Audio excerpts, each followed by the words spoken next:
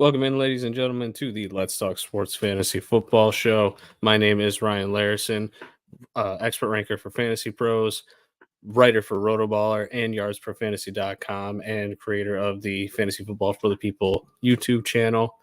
As you can see, I do not have my normal guest today, my brother Matt Larrison. He is having a medical emergency with his dog, so unfortunately, he is not going to be able to join us today. So we're just going to run a solo show today. Probably not going to run it for an hour like I normally do. But again, live Q&A. If you guys got questions for the week, please send them my way and I will get them answered for you ASAP. We'll do a little bit of a Thursday night breakdown, run through some of the injury report, go through my rankings, and do the normal thing, answer your guys' questions, have a nice show. If anyone wants to join, let me know. I have the StreamYard link if you guys want to join up and do the show with me. I'm perfectly fine with that as well. I can do that on the fly, so let me know. But real quick, start off, Farquad. Thank you, brother. And yeah, I hope his dog is okay too. It's a brand new puppy, so hopefully she's doing okay. We'll get on to doing the normal stuff real quick. I'm going to get the injury report up for this week, and then we will run through some of the biggest injuries that are going through the NFL at the moment. Starting with Arizona, we've got the Kyler Murray news, and I think that's something pretty good to talk about first. So Kyler Murray had his season-ending injury last year. This is about the time we thought he would return to practice, but he is returned at this point. He's practicing on a limited basis. Gannon said that he's full go. Obviously, that's not true since he's limited. Obviously, this week is out of the question. I would think that next week probably is too. I would not think that he's going to be playing next week, but within the next 2 weeks, 3 weeks, we're probably going to see him get onto the field at some point. So if you got an IR spot, stash him. You're going to be able to do that if you've got an extra bench spot and you're a team that's like 5-0, 6-0, 5-1, I should say, 4-2 even. If you got the extra spot and you're struggling at quarterback, not a bad pickup. This offense has done well enough for fantasy with Dobbs under center. We know that Kyler Murray can get it done for fantasy purposes. He is a very good fantasy quarterback when he's been on the field for the most part over the past few years. Stashing him is a good idea. So just kind of some food for thought there. Think about that as you move into this week. Let's see. What else do we got here? For Buffalo, Damian Harris is the big one. Obviously, his horrible injury that he suffered where he had to get taken to the hospital. He's still in the concussion protocol, neck injury. I honestly don't expect to see him for weeks, and we probably shouldn't. So that show is the James Cook and Latavius Murray show. Latavius Murray just becomes a more viable bench piece that you can have. First question, we got Farquad. Assuming CMC and Monty don't play, which Monty definitely not playing. CMC, there is a chance. Start 2 running backs, 1 wide receiver, 1 flex, standard scoring. Mason Mitchell, Deonta Foreman, Craig Reynolds, Zay Flowers, Christian Kirk. So the one receiver out of the actually, you know what? At this point, I would say both receivers should take over your wide receiver and flex spot. You don't want to sit Zay Flowers, Christian Kirk. Make sure he's not in your flex since he's on Thursday night. Put him in your wide receiver spot just so you got some flexibility. But Christian Kirk, even if it's not Trevor Lawrence, which I think it is, even if it's a limited Trevor Lawrence, he's the type of receiver that he's going to go to most often, closer to the line of scrimmage targets, slot guy. Kirk is fairly safe. Just probably manage expectations. He's probably not going to score as much as you would want. Out of the 4 running backs, Foreman is the easy one right now. It looks like I was assuming that Roshan would be back. He's still in the protocol, still not practicing on Thursday. That's a terrible sign. So if there's no Roshan, Las Vegas defense has not been great this year against the run. That's a fine matchup. Go ahead and start Deonta Foreman. And then between Mason Mitchell and Craig Reynolds, because you have Mason and Mitchell, I would work on playing one of those two. We should know more of who might be the starter moving into Monday Night Football between those two. It's going to be a timeshare no matter what, but somebody's going to get the majority of reps. And then it gives you the advantage of if CMC does play, which right now he's day to day. We just got that update within the last hour. The rib injury has been taken off of his designation. Now it's just the oblique. Might get CMC regardless. So obviously, if it's CMC active, you play CMC. So I would go with Flowers and Kirk, Deonta Foreman as one of your RBs. Excuse me. And then for now, throw either Mitchell or Mason in that running back spot. And then you can flip them out if you're able to get CMC back into the starting lineup. So that's what I would do.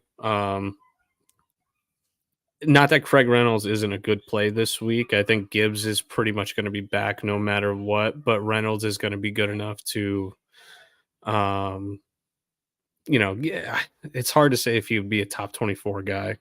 It's tough to think that he would be a top 24 guy, but not a problem. Not a problem, Farquad. Let's move through and see if we got any more injury updates that I can give you. Justin Fields, doubtful. It's going to be Badgett this week. Nothing you can do there, yeah, exactly. And against Baltimore. Against Baltimore, not a good thing for him. Yeah. Yeah, Justin Fields doubtful. Nothing you can do there. I have a ton of Justin Fields, so I'm feeling that. I've got a lot of like Sam Howell and Brock Purdy starting in most of those leagues that I have to replace Justin Fields this week. It sounds like you're going to be without him probably for another week, if not two. So adjust accordingly there. And then Roshan, like we said, questionable, still got the concussion. It's very rare to see a player not out of the protocol by Thursday, especially this season, and be active for that game. So I wouldn't expect him to be active in any way, shape, or form. Let's keep going through the list here. So Kareem Hunt, who had a really nice game this past week against the 49ers. Actually, I honestly think that he looked better than Jerome Ford. I think he finished a little higher as well. He popped up with a thigh injury. He's technically questionable at the moment. Came back to practice today as a limited participant. Could be just rep management for a guy that wasn't even on the roster a few weeks ago, coming off the couch. So just watch that one. I think that he is still a viable top 24 option. You'll see it with my rankings later. Just watch that one. That one's a good one to keep a close eye on. If you were counting on trying to get Greg Dortch back within the next week after he came back last week, he is already doubtful with the hamstring injury. Didn't practice again today. Sounds like a re-aggravation, and it looks like he's probably going to go back on the IR. So one of my favorites in the offseason as a hopeful, last round pick to do something. That's just not going to pan out this year by the looks of it. Laporta is still questionable with the calf. We're not going to worry about that. He should play, and if he plays, you're firing him up. I think he's tight end 3 on the season overall. Nothing to worry about there. Let's see here. Looks like the Packers are pretty much all healthy. Full practices for Aaron Jones. Full disclosure, he's going to be on my favorites list this week in my favorites and fades. Matchup is phenomenal for him. So play him if you got him. No one other than Anthony Richardson. That one's kind of old news at this point, even though it's just announced yesterday. Season-ending IR. Got surgery on his grade 3 AC joint sprain. Horrible, horrible news for him. He'll be out for the season. We'll talk about the Jacksonville ones later. Let's see. Devontae Adams, shoulder injury, limited in practice on Wednesday again. Like, there's nothing we can do at this point for that one. Apologies if you hear noise in the background. My son is obviously pretty upset at the moment. The big one for the Raiders is no Garoppolo. That's pretty big for Garoppolo not to be there again. This back injury seems like a serious issue. I don't know when we're going to see him again. And I mean, it's fine. They're playing Chicago, so I think that they'll be able to win with whatever backup that they go with, whether it's Hoyer or not. and they're playing good football at the moment, but that one's going to be tough. It's going to be a tough out. So we're going to have to see how that one goes. I don't think it downgrades really any of the weapons. Maybe just Devontae Adams, and he's already been pretty vocal this week about how upset he is with his role in the offense at the moment. Jacoby Myers is like the one, but they've got no quarterbacks that are throwing downfield, and that was kind of the issue we thought we were going to run into regardless with Jimmy Garoppolo. So we'll have to see how that goes. In Rams news, Kyron Williams, he's this in we almost can't trust Sean McVay anymore. Uh he said that earlier in the week this wasn't going to be a big issue. He was probably going to be missing a game, maybe two. Now it's looking like, hey, this could be a 3 to 4 week injury, and a high ankle sprain is what it sounds most like, according to most of the sources on Twitter. I really hope you grabbed Zach Evans, and I hope that you guys were able to pick up maybe some of these ancillary pieces that might take over for Zach Evans. It might be Daryl Henderson, it might be um, Miles Gaskin, and then they elevated Royce Freeman, who was the one that was already there off of the practice squad. So hopefully you can get one of those guys. That would be my suggestion, but Zach Evans is the one that I want the most right now. It's the unknown. It's the rookie. He's got juice. He was a very explosive player in college. So hopefully, even though his draft stock fell, he's able to figure things out. Daniel Jones, limited in practice Thursday. He might be back. I don't know if you want that for your Darren Waller and Wandale Robinson shares. Tyrod seemed to just get these guys targets that we've been asking for weeks. And now we might be getting Daniel Jones back. So we'll have to see how that one goes. Dallas Goedert and Devontae Smith, both limited in practice this week. None are concerning from reports. And even today came out that Devontae Smith is likely to play in the game on Sunday night. They need him if they want to try and beat the Miami Dolphins on Sunday Night Football. So you should be with him. Smith, I know he's been disappointing, but Miami's defense has been terrible against wide receivers this year, so you got to play him. Freiermuth is going to be back this week from his hamstring injury by all accounts. Great matchup for him as well. He's a good play this week. Didn't talk about Deebo Samuel from 49ers after talking about CMC earlier. He's not practicing Thursday, but he's also considered day-to-day. Out of him and CMC, it seems like he's the dude that's probably going to be missed. CMC seems a little more likely to play. Seattle's injury report, my goodness. Tyler Lockett, DK Metcalf, Zach Charbonnet, all questionable. None of these, with the exception of Metcalf, look like they will potentially miss the game. Metcalf has just been banged up. He's been banged up every week. He's been on the injury report every week. I write the injury reports for Rotoballer for wide receivers on the Friday nights for Saturday for the weekend, and he's been on it, I think, 3 weeks in a row, if I remember correctly. Metcalf is he's banged up right now, and it kind of explains some of his issues when it comes to the fantasy production over the past few weeks. And then let's see, Commanders is the last team on this list, and there's no one really there that's injured. So we'll go on to the Thursday night preview here a little bit. I'll throw out my rankings here just to give context to everybody, since we're going to be talking through these positions, and I'll run through them real quick. In terms of quarterbacks for tonight, I'm not the biggest fan of either. Trevor Lawrence could be, if he plays, he's definitely playing at less than 100%. Saints defense has been good against the quarterback position this year, and I'm actually going to pull this up. So schedule adjusted. Let's go to week 7. Schedule adjusted. Control F. Jacksonville. New Orleans is 17th in fantasy points allowed. So, not terrible, but not great. And then when it comes to Derek Carr, you've got 19th. Okay, so, both middle of the pack. So they've been okay so far against quarterbacks, being able to target their defense if you want to start a quarterback.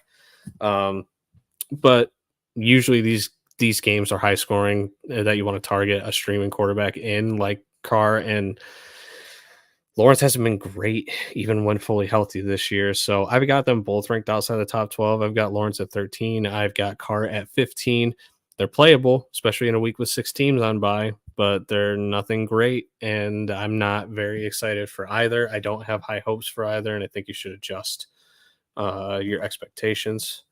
Josh, would you trade Komet and Shaheed for Andrews in oh my God, a 20-man full PPR league? So for these big leagues like this, when you're getting the absolute best player, I usually say yes. And in a full PPR, yeah, send Komet, get rid of Shaheed, go for Andrews. It's going to obviously hurt your depth, especially with Shaheed, who in a 20-man league, I'm assuming has decent value as a flex option on a weekly basis because he's got that big play potential. He's able to produce on 2 receptions, which not a lot of receivers in the NFL can do. But if you can get Andrews, you're the having to play waiver wire tight ends in a 20-man league, which is going to make that even thinner. That's not a question anymore. You can play Andrews every single week and not have a problem.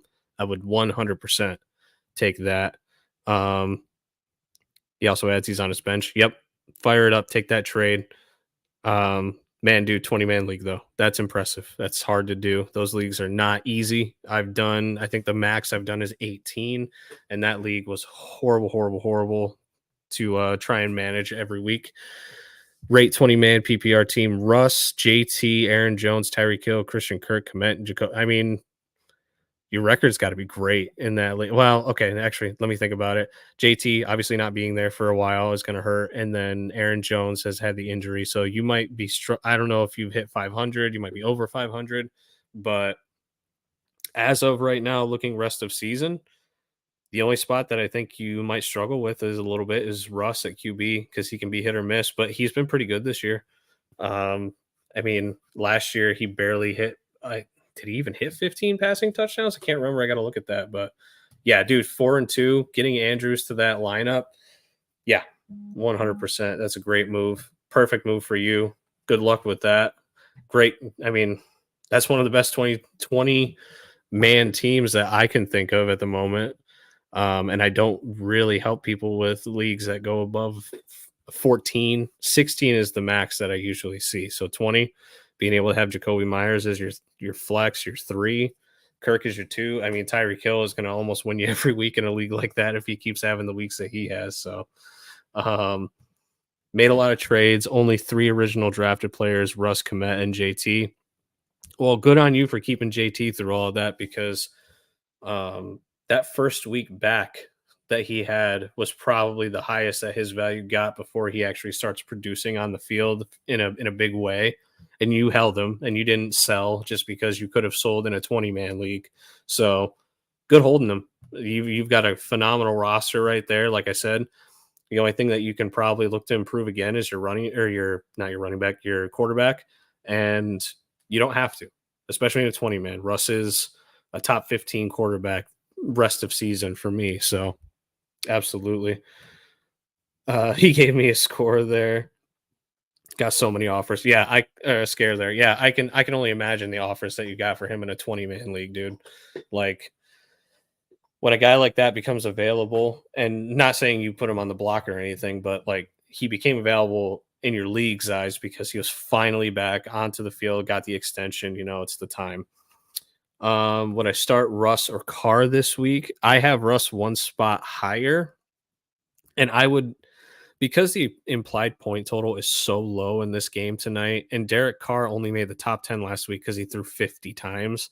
I don't see a 50 pass performance again this week from him. So I would bet on the upside of Russell Wilson. Also, the excuse me, the run defense for the Packers is much better than the pass defense.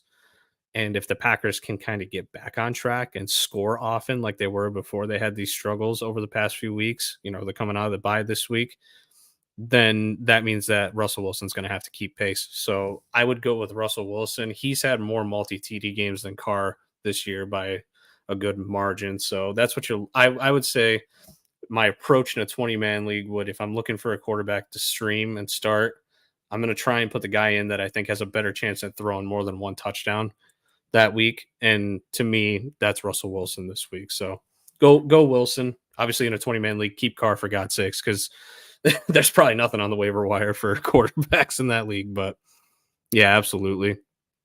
Running backs for tonight's game, I've got ETN at 4. Obviously, you play ETN. He's been phenomenal. I think he's RB3 on the season overall in half PPR scoring.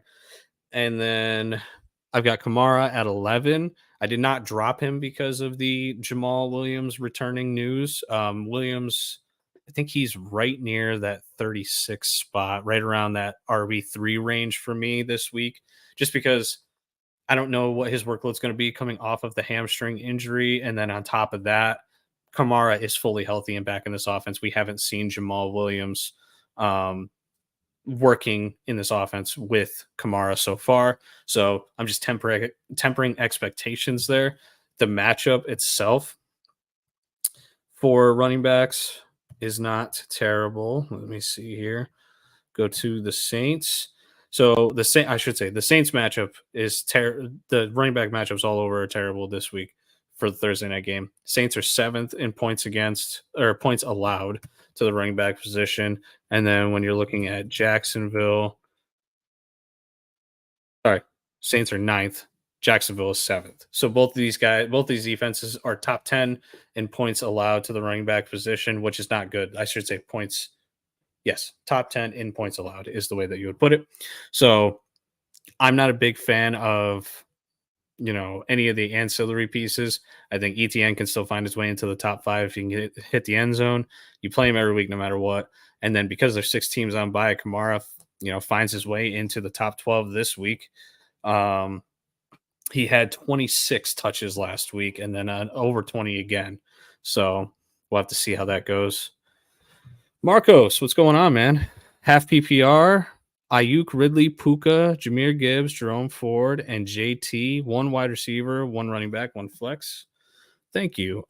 So in a half PPR, so for the wide receivers, you got Ayuk, Ridley, Puka. I would go. Well, I can ask my rankings here, actually, just to make sure I give you the right answer. I've got Ayuk the highest, and I love his matchup, so I would go Ayuk first at the wide receiver spot. At the running back spot, I'd probably play Gibbs, especially with the news that we're definitely not going to have David Montgomery. Craig Reynolds should play. Gibbs is on his way to playing in this game. So give me Gibbs at the running back spot. And then in the flex, I am going to go Puka because I'm not in love with Jerome Ford this week. JT, I still want to see him, not that JT's not playable, but when you've got these other options like Puka and stuff, I'm not playing JT over them until I can see him actually get a ton of work. And it's Cleveland. I don't love any of the Indianapolis weapons this week against Cleveland, so I'm going to stay away if I'm able to. And with this lineup, you're able to. So Ayuk, Puka, Gibbs are the 3 that I would play out of those 6. It's a good 6, though. I would definitely play them. Wide receiver position tonight, we have got, let's see, Calvin Ridley at 15, Christian Kirk at 20, and then Chris Olave is sitting at 8. And when we go to the schedule adjusted ranks for both of these, and I'll give you some context. So we got Jacksonville. So New Orleans is 14th in points allowed to the wide receiver position, so middle of the pack. And then Saints play against Jacksonville, 27th in points allowed when adjusting for schedule. Great matchup for Chris Olave. And I know that he has been disappointing, but I think that especially with, this game's over under being as low as it is, you got to find the guys that have the ability to score and make your bets. And I think that Olave for the Saints is probably, with how good that the Jacksonville run defenses have been, that's who I'm betting on to score a touchdown through the air this week. So I'm going to go have Olave inside the top 10. I think he's a great play. As for Michael Thomas, if I remember correctly, he's sitting at like 34 or 35. He's pretty much 50 yards a week, and then he stops. And I don't know why that is. But he usually gets it all in like the first half and then never sees anything in the second half, and they go to Olave. So another week removed from the injury. Hopefully Carr is able to get the ball a little bit more downfield to Olave, but I've still got him inside the top 10. And then the other two, Ridley and Christian Kirk, that mid-tier wide receiver 2 level. And then the tight end position, Evan Ingram sitting at his number 8 spot. Usually he sits in that 6 to 8 range for me every single week. You play him, he's getting the targets no matter what. And if the backup has to come in and CJ Beathard, he's going to target the tight end position as a safety blanket. Not worried about that at all. And then the highest ranked tight end that I have for the Saints this week is Taysom Hill at 17. Not a recommended play by any means. But he got a ton of touches last week. And when you play Taysom Hill, you play him in these closer matchups that you're hoping that he gets, you know, peppered with targets or 5 to 6 carries. And this is one of those matchups that can happen. They might struggle with Kamara and Jamal Williams getting stacked boxes. So you might see some of those end around plays that you get for Taysom Hill to try and spark the run game. So obviously when you play Taysom Hill, it's either 0 points or you're getting double digits usually. So hopefully this is that week if you do decide to play him, but not a recommended option. He's at the 17th spot for me. And then defense wise, you can play both. If you're trying to figure out which defense to play this week with 6 on bye, both of these defenses are good. And I think this is the lowest implied point total of the week, under 40 again. And every single New Orleans Saints game so far this season has hit the under when looking at the implied point total. So that is a good bet to play both of these defenses. I think you'll be just fine with both of them, and they have top 10 potential this week. Quarterbacks on my overall rankings, since we're done with the Thursday night review, we can run through them real quick. Got Jalen Hurts at 1, Tua at 2. That Sunday night game is one that I want all the pieces I can get, so I got them back to back. Pat Mahomes at 3, Josh Allen at 4, Lamar Jackson 5, Geno Smith at 6. That one's probably the spiciest. I've got a lot of Geno questions this week, and I think he's the best, most widely available streaming option that you can get your hands on. And against Arizona, fire him up, man. As long as he's got his weapons, which, Tyler Lockett seems to play through everything. Jackson Smith and Jigba is seeing his yards per route run go up, which is what we want. And Metcalf, we'll see how that goes. But if he has Metcalf, he can obviously max out.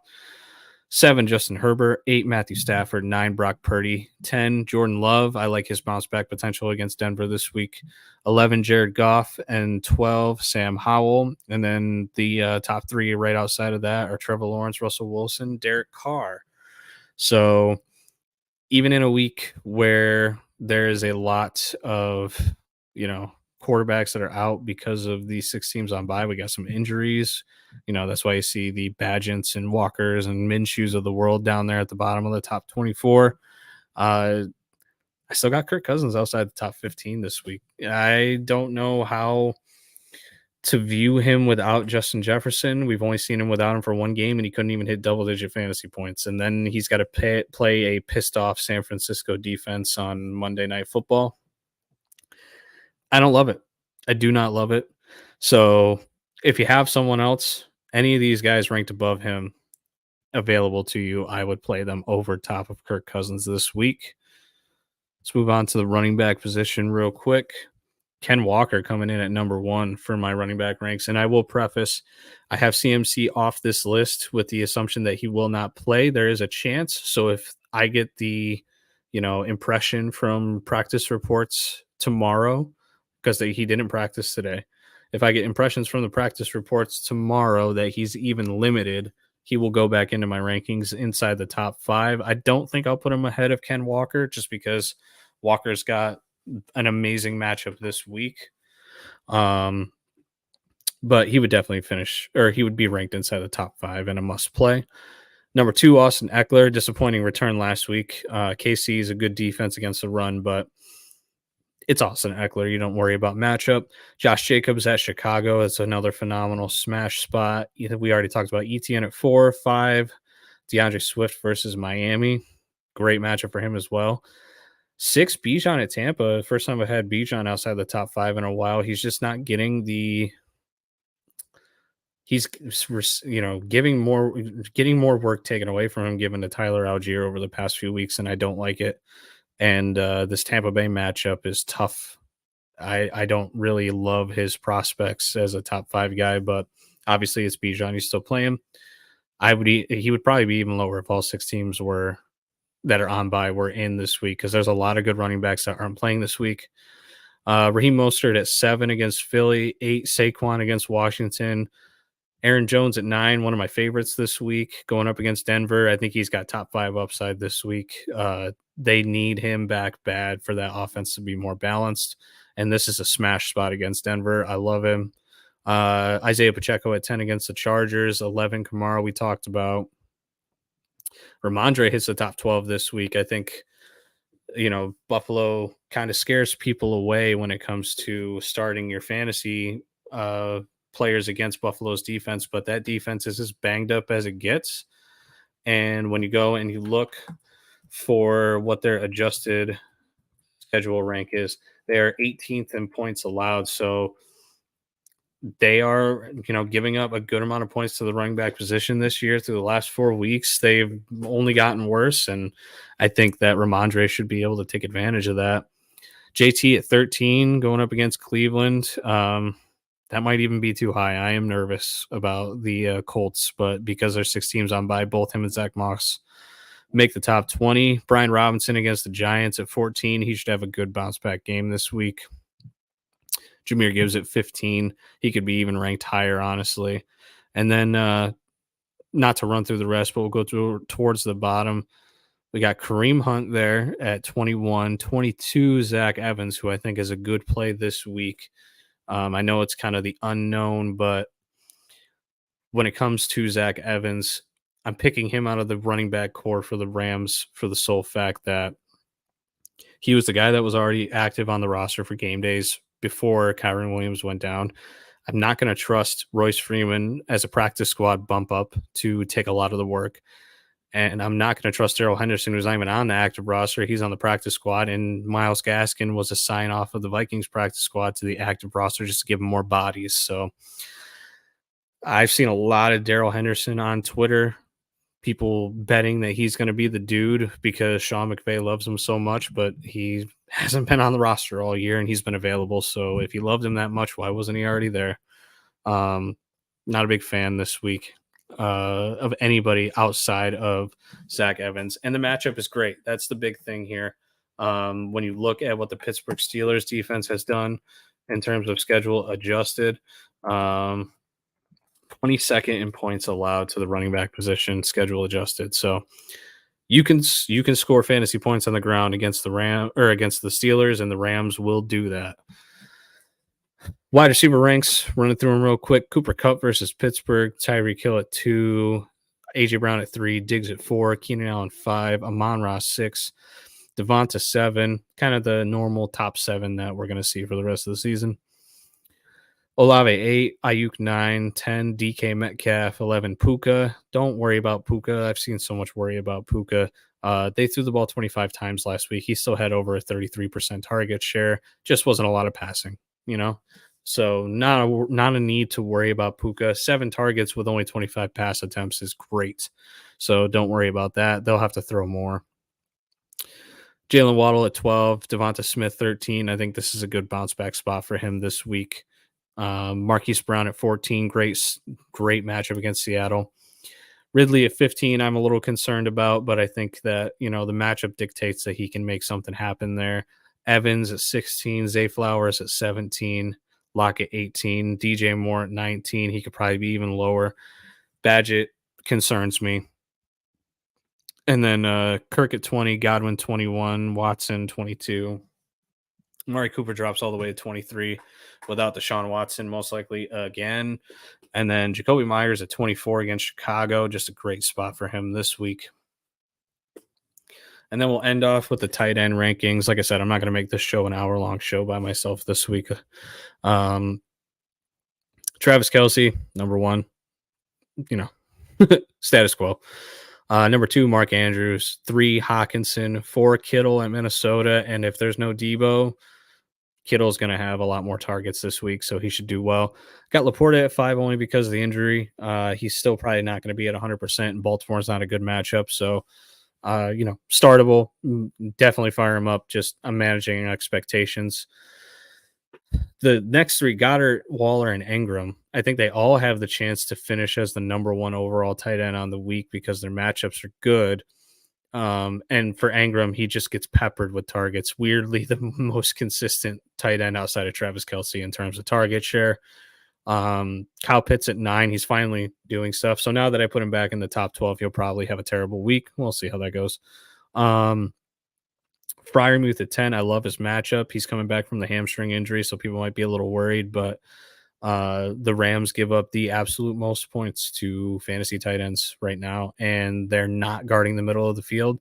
Deontay Johnson's coming back. They're going to have to shift more focus to him and Pickens. Not worried about Fryermuth. I think he's a great play.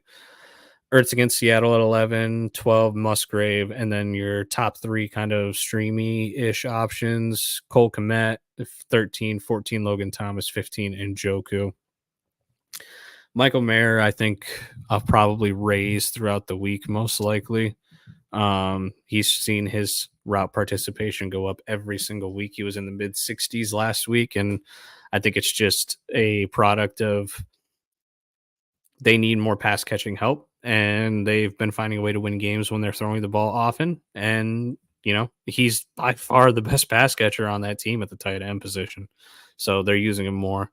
I like him moving forward. And we're going to end it there, guys. Like I said, Matt's out this week because he had an emergency with his dog right before the show. So hopefully they're okay. I'm going to go check on him, make sure everything is good there. I am going to sign off. If you guys have questions, just go to my Twitter account at FTP. You can go to my Facebook page, Fantasy Football for the People. Send me messages, send me tweets. If you got Starsick questions, let me know. But until then, make sure you guys subscribe to the Fantasy Football for the People YouTube channel. Go and check out my favorites and fades Saturday morning at 8 o'clock. And then the TikTok and even my YouTube channel will have the shorts and TikTok videos of all of the favorites and fades from starting on Thursday, running all the way through Saturday afternoon. So make sure to check those out. Thanks for joining us today, guys, and we'll see you next time.